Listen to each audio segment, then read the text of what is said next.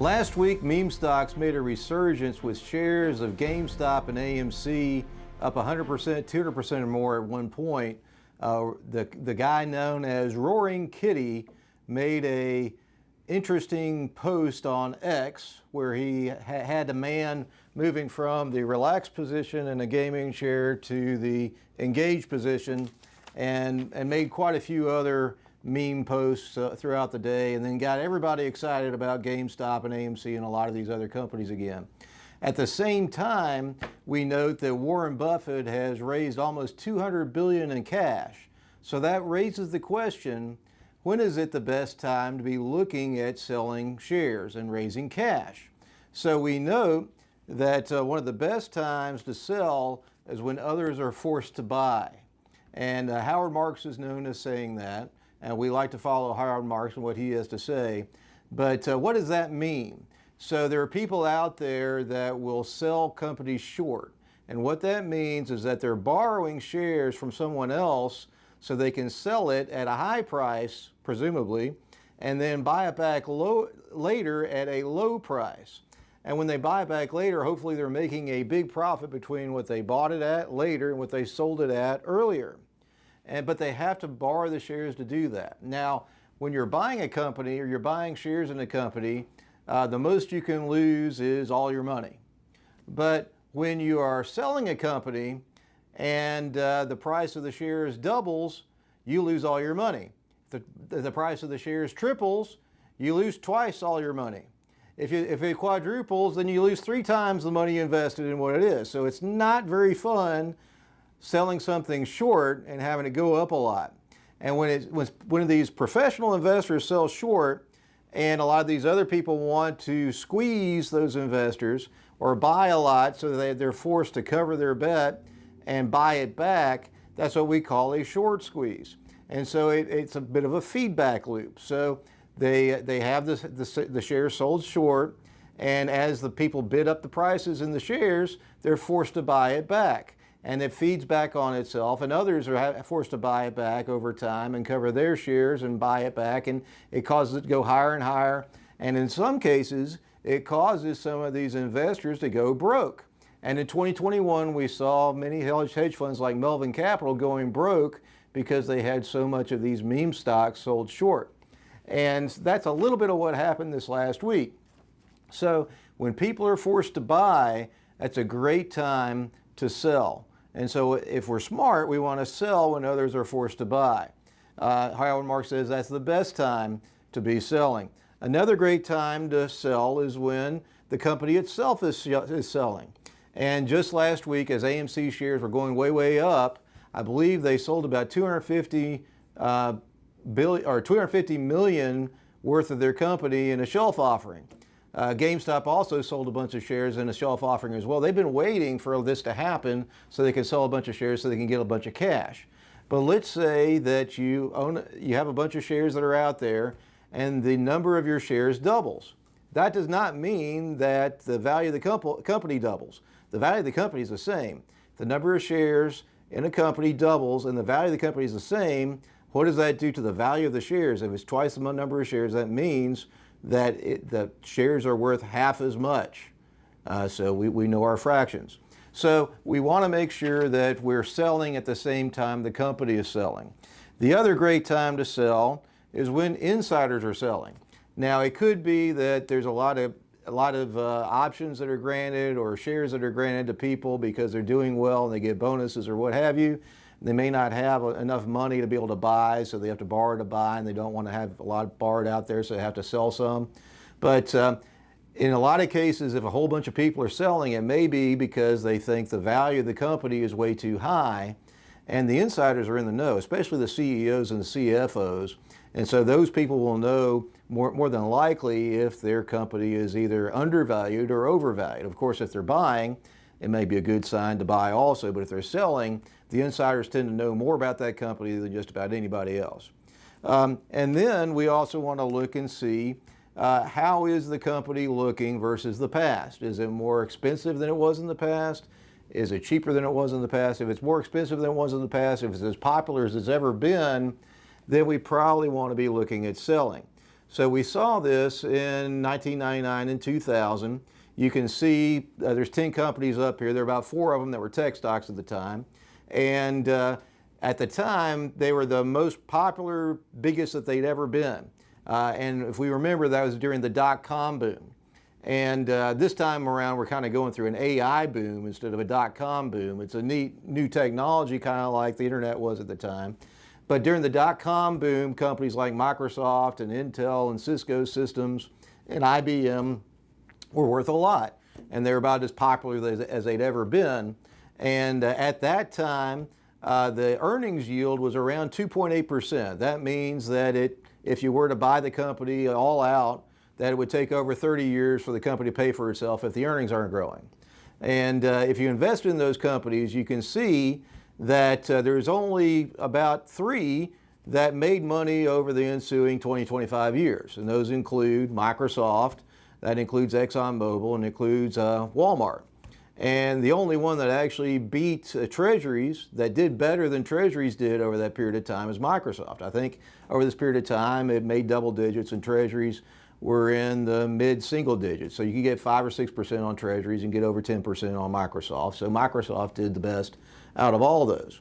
So one of the out of the 10 may do okay, but if you own all 10, then most likely you're going to be losing money like we did from 1999 and 2000 until here recently. So owning and buying when things are the most popular and the most bid up as they've ever been may not be a good idea. If we look at the biggest, most popular now, the earnings yield's about 2.8%. So it was about 2.6% then, it's 2.8% now. And if you look at it, it's kind of interesting that instead of just 4 companies, it's 8. 8 of the top 10 are all tech companies. And so back then it was the dot-com boom, now it's the AI boom. Everybody's wanting to own AI. And just this past year, NVIDIA's gone way, way up. It's gone from less than $1 billion to worth over $2 billion. And it may be that some of these companies may do okay over the next 10 years, but if history's any guide, then the average one is going to be down. The one company that isn't so expensive is Berkshire Hathaway out of the top 10. All the rest average or have an earnings yield of around 2%, 2.5%, something like that. Berkshire Hathaway has an earnings yield of around 8%. So at least we're getting better than Treasuries owning Berkshire Hathaway if we just count the earnings is what we're getting. But of the rest, all the others are looking relatively expensive right now, kind of like they did back in 1999 and 2000. So Howard Marks has had a few things to say about this, how he sees some similarities between now and back in the dot-com boom. Convinced AI will change the world. I imagine it will. I don't know how to invest in it. I don't know if the future of AI is adequately reflected in the price of the beneficiaries or over reflected. If you go back 25 years ago, exactly to mid-1999, everybody was sure that the internet would change the world, and it did. And can you imagine today living without the internet and e-commerce and so forth?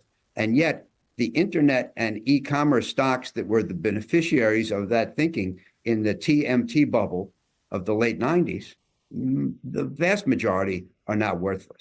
Okay, so we noted that it's very important to also look at what some of the smartest, most experienced, most successful investors have been doing, and if they're buying things en masse. And we can look on the SEC reports to see, sometimes during the middle of the month or during the middle of the quarter, sometimes just at the end of the quarter, what they've been buying.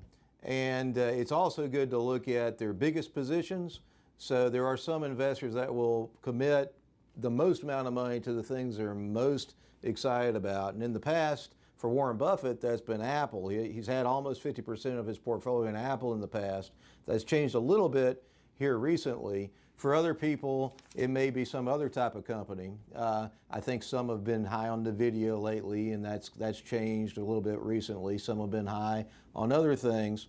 But what is the smart money doing? What are they committing the most capital to? And for a lot of people, what they're committing the most capital to these days is cash. And so Warren Buffett had a little bit to say about this in the most recent investors meeting in Omaha back at the beginning of this month. You're sitting on $168 billion of cash, which you told us today is now more than $182 billion. His questions are, one, what is Buffett waiting for? And two, why not at least deploy some of it? Well, I think that's pretty easy to answer. I don't think anybody sitting at this table has any idea of how to use it effectively, and therefore we don't use it, and we don't use it now at 5.4%, but we wouldn't use it if it was at 1%. Don't tell the Federal Reserve that. So with Warren Buffett sitting on close to $200 billion in cash and treasuries in the Berkshire Hathaway portfolio, that's close to 40% of the marketable securities in the portfolio. CNBC has recently interviewed Bill Smead, who's the CEO and manager of Smead Capital Management and has been a longtime Berkshire shareholder. He's been to many, many annual meetings in the past, and he says that Buffett is about as bearish as he's ever been since 1969. So let's talk about their big cash pile, $180-some billion, heading to $200 billion. What should they do with it? There is some discussion. Would you, as a shareholder, like to see them pay a dividend? Or would you like to see them make a big acquisition? Or would you like to see them buy back shares? We have no interest in the dividend. It's fine to have them buy back shares, but you always have to think about Berkshire Hathaway, do as I do, not as I say. Because Warren Buffett is a super nice guy, and he has absolutely no interest in offending people. But if you look at what he's doing, he is as bearish as he ever gets. I read right between the lines, right from the beginning at the meeting on Saturday. I was there sitting in the audience, and I thought, okay, huge cash position, trimmed his Apple position. He's nibbling on something below the surface they haven't announced yet. But basically, he is waiting until the next 40% decline in the stock market to apply massive amounts of capital at bargain prices in things that are large enough to be meaningful to this company at the size it is now. In 1969, he pivoted from being primarily a quantitative Ben Graham value guy to being more of a Charlie Munger qualitative guy, right? Get a reasonable price on a great company. And he said back in 67, 68, 69 that the quantitative ideas that he used to like to buy were combed and recombed. That was his letter to partners. And this last year, he said that the kind of things that we would like to do have been endlessly picked over. So that is code for we think the market's expensive. We're not in any hurry. We're going to wait. So we talked about that we want to be buying when the smart money is buying, when the insiders are buying, when the most experienced, most successful investors are buying, and obviously selling when the insiders are selling, and when the most experienced, most successful investors are selling. But we also can track when the dumb money's buying and when the dumb money's selling. So we don't necessarily want to call somebody dumb, but for the sake of this, there was actually a movie that came out called Dumb Money that tracked this whole thing with GameStop and AMC and all this meme stock craze in 2021, and how it actually sent some investment managers to the poorhouse because they got short squeezed. Of course, if somebody's taking on way too much leverage, then that's usually not a good sign. And a lot of times we'll see the first thing we like to look at is how much leverage are people using? How much are they borrowing to buy stocks? If there's excessive borrowing, that's usually the sign of a top. So we want to watch out for excessive borrowing. Of course, if there's lots of things getting short squeezed, that's usually the sign of a top. And of course, Roaring Kitty came into the forefront Back in 2021, he actually got called in front of Congress. They made him testify, and he just disappeared off the face of the earth for 3 years. And guess what? He came back last week, and he moved from a sitting back in the chair stance playing video games to suddenly excited and animated and all about the game, a focused stance in the game chair. And that one thing, coupled with a bunch of movie memes and stuff like that, got everybody excited. And GameStop was up over 200% at one time, and AMC was up big, and BlackBerry and Tupperware, and a lot of these meme stocks are up again. And a lot of these companies that had very high short interest amounts were also up. A lot of solar stocks and things of that nature were up big. But these things that typically don't last. A lot of times what we see is they'll ramp up. And if you look at what happened in 21, a lot of these companies are down 80, 90% or more over that ensuing time period. Guess what? A lot of people didn't feel that they were worth as much as what they got bid up to. It's more gambling than investing because there isn't a lot of earnings and a lot of growth in the companies to pay for what you could receive if you were an owner of the entire company. So when we're investing, we want to think like we're the owner of the entire company. But what are other ways we can see that quote unquote smaller investors or less informed investors are buying? A lot of times we see odd lots that are being bought in mass. A lot of times we'll see one-day options. That shows a lot of frothy gambling. If there's a lot more options activity, that's usually a sign. Sometimes we see that sentiment gets to the point where it's extremely high relative to the past, and usually when the average investor is super bullish, that's usually a sign that things aren't going to be so hot in the future. Sometimes we see the volatility's got to the point where it's kind of low and there's not a lot of worry about anything, and usually when people aren't worried about things is when the kamikazes come and take down things in Pearl Harbor, so to speak. So those are the things we want to watch out for. What you may note is that, or what we have noted, is that Roaring Kitty actually seems to be a pretty good investor. He is not like a lot of the people that followed him on Reddit and Wall Street Bets and things of that nature. Those people were followers. He was a leader. And those people that were saying they were going to hold GameStop forever and never sell and things of that nature, those we could term the uninformed investors. But if you follow what Roaring Kitty did, and of course we're dressed kind of like Roaring Kitty, except I don't have any kitty shirts. I've got a dive shirt and a hat, and so I'm wearing it backwards like he used to in some of his videos. But he's talking about how he would invest and how he'd use lots of spreadsheets and want to be a value guy and how he'd look for certain things, certain parameters, and he'd follow certain people, and I'm sure he followed Michael Burry. Michael Burry you may know of because he was featured in The Big Short. He shorted the housing market, made a lot of money then. But he was a big investor in GameStop even before 2021, and he profited handsomely in 2021 also from what we can see. Some people say that Roaring Kitty turned 50,000 into 50 million during this whole thing, and he would have had to hold on for a while. It's hard to know how long to hold on, especially when the shorts are getting squeezed and it pops up really quickly. So he may have profited pretty handsomely. Some people say he made close to 50 million just on GameStop or whatever. And we believe that he's actually a pretty sharp guy. And he probably profited this past week as well. But it's all those other people that are jumping in after the fact, after things have already moved and things have gotten super expensive, and the shorts have already gotten squeezed, that buy when they see the hype. After they see the hype, those are the people that feel the pain as well. So we want to caution people against buying when the shorts are getting squeezed. Just because something's up doesn't mean that it's a good value. If it's up and people are selling because people are buying because they're forced to buy, it's probably a good time to be selling.